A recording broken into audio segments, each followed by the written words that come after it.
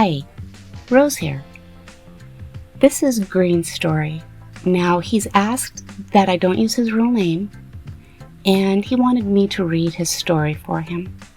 Going forward, if you'd like, I could either read your story, or we now have a way to change your voice. So it's up to you if you'd like to share your story too. But, like I said, this is Green's.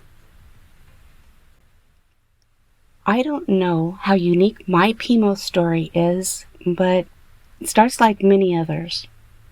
I was raised in the truth and got married, only to find out that my wife had been physically and sexually abused by her parents. I found out this was covered up. She wouldn't come to terms that it was something wrong that happened to her for many years, but I eventually got her to agree to go to therapy. The first year of my marriage was eye-opening. The more I got to know her parents, the more horrible things I would see and hear about them. I would see them twist scriptures to hide things or get their way. I would hear stories from family members about horrible things they had done.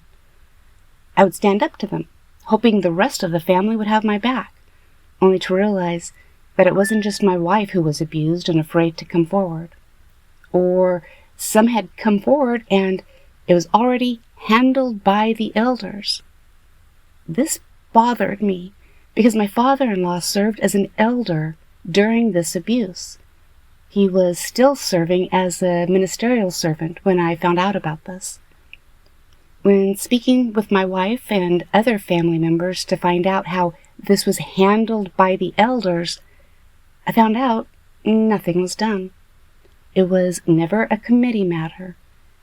They even had him in the room when they wanted to inform the elders what had been going on. My main goal from there was to get my wife the mental help she needed and get distance between her and her parents.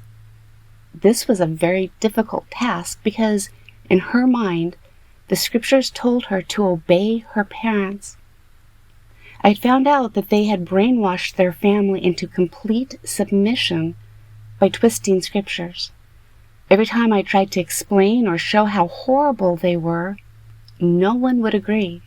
They would only justify their parents' actions, and this was infuriating to me.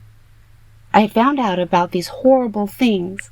These horrible things would not only get a person removed from the congregation, but also put them in prison, or at least lose custody of their children. I became fed up with the family and the excuses. This family was praised in the congregation for being such a good example, and I just saw how horrible it was.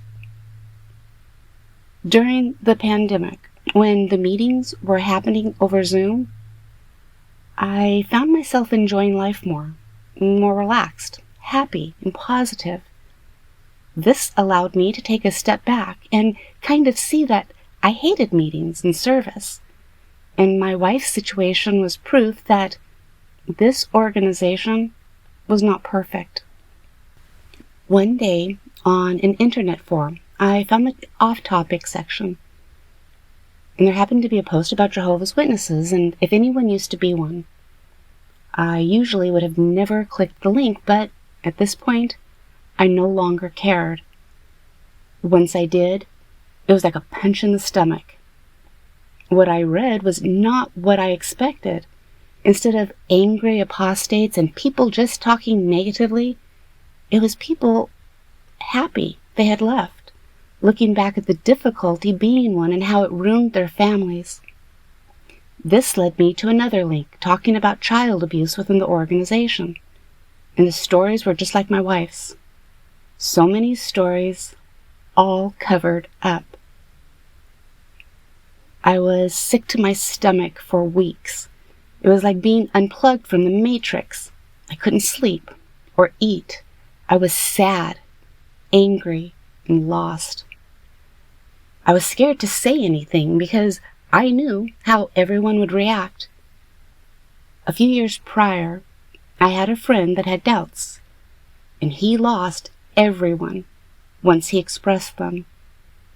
Now, I had a wife in a fragile mental state that I wanted to tell, but I couldn't put her through the same wake-up process while she was still dealing with all the abuse and coming to terms about her own life in therapy.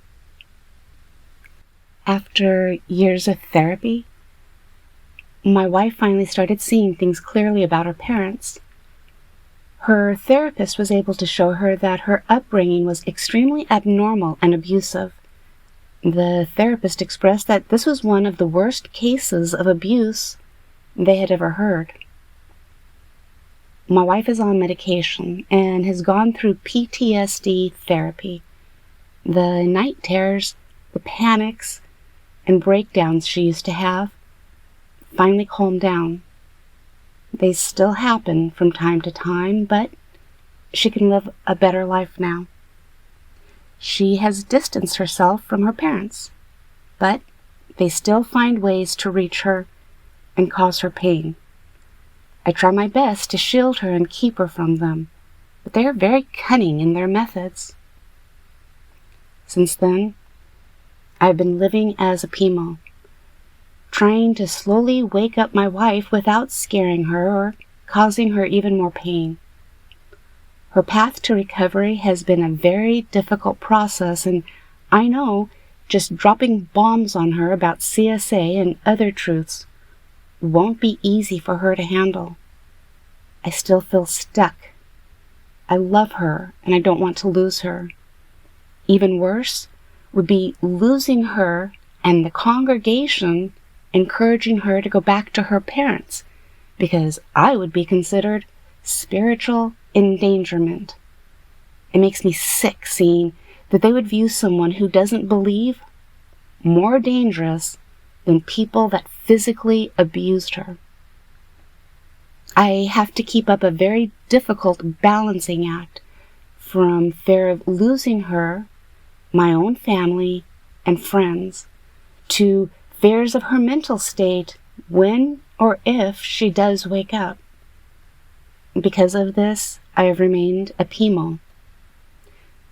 There's so much more to my story I had to leave out because of the length, and some things I want to keep vague because of fear of being discovered.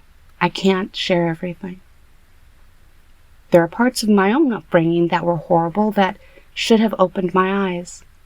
Looking back, I feel regret and resentment. I can't unsee that this is a cult.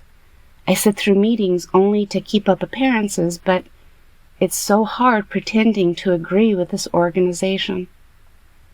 I'm trying to work on fading, but it's been very difficult. There are so many eyes on me, and my wife is still in a very fragile mental state. I know some may think I'm a coward or not brave enough to just leave, but losing everything would be the result. I haven't even touched on my own friends and family that would be affected. They also rely on me for things. To all the other PIMOs and POMOs out there, I know it's not easy. Hearing your stories help me see that maybe one day I will be 100% out. For now, I will work on my slow fade, hoping to lose as little as possible in the process. Thank you, Green, for being so open and willing to share your experience. I hope that others are able to relate and it helps them in some way. Take care.